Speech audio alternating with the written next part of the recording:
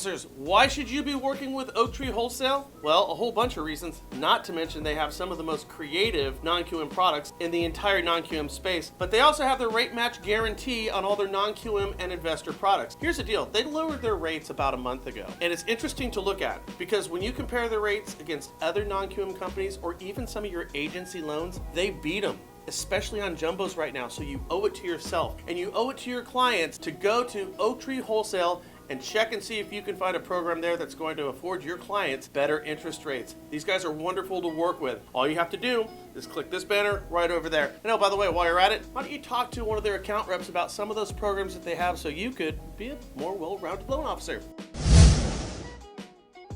Interest rates in the ones.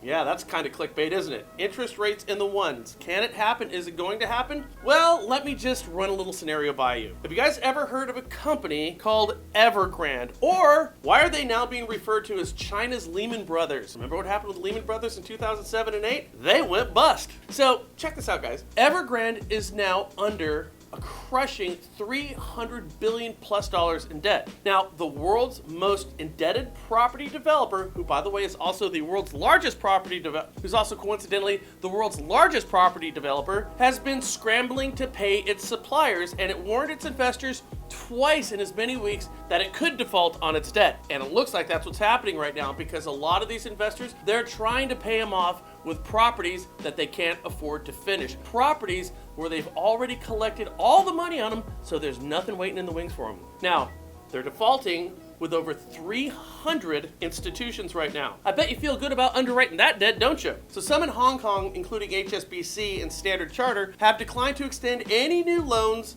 to buyers of the 2 uncompleted Evergrand residential projects that they're currently working on. Now, Evergrand, their stock share prices plunged nearly 80% so far this year, and trading of its bonds was repeatedly halted by the Chinese stock exchange in the past couple of weeks because there was a run on them. Evergrand, this is how big they are. They own more than 1,300 real estate projects in over 280 cities in China. Now, its property services management arm is involved in nearly 2,800 projects across more than 310 cities in China. Yeah, these guys are huge. Now, the firm, Evergrand, says it has over 200,000 employees, but indirectly creates more than 3.8 million jobs every year, according to their website. And Evergrand has fallen even further behind with its promises to more than 70,000 investors. They're just not getting paid.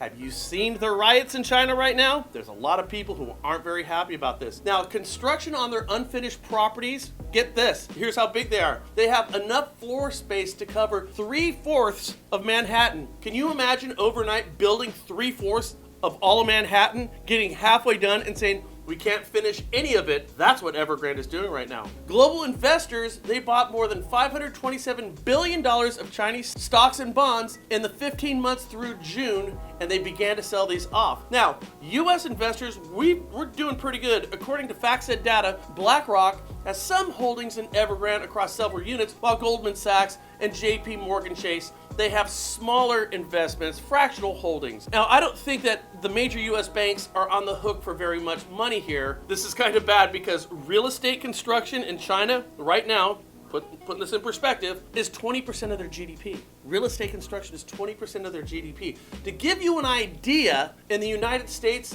only 6.3% or a third is our GDP.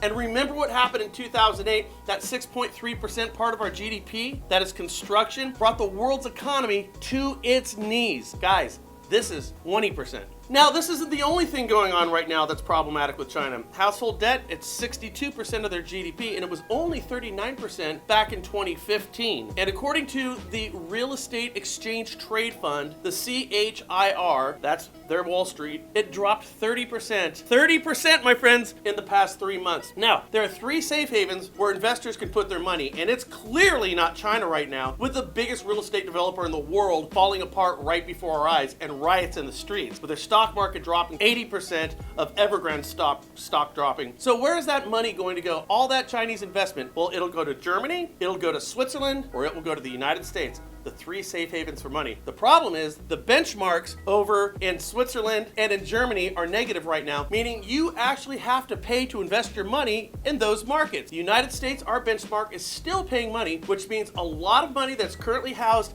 in Chinese markets is going to come flooding into the United States, and it's going to go flooding into our bonds. And when our bonds get all that money from China, yes, you could very well see mortgage interest rates going down into the ones. Now, think of all those people that you refinanced over the past 2 years. Guess what? They're going to come back. I hope this time we're a little bit better organized for it, but sock it away right now. This is a time for you guys to make multi-generational money. With that said, I can't wait to see you again tomorrow here on the National Real Estate Post. Make sure you forward this. It really helps a guy out. Ciao.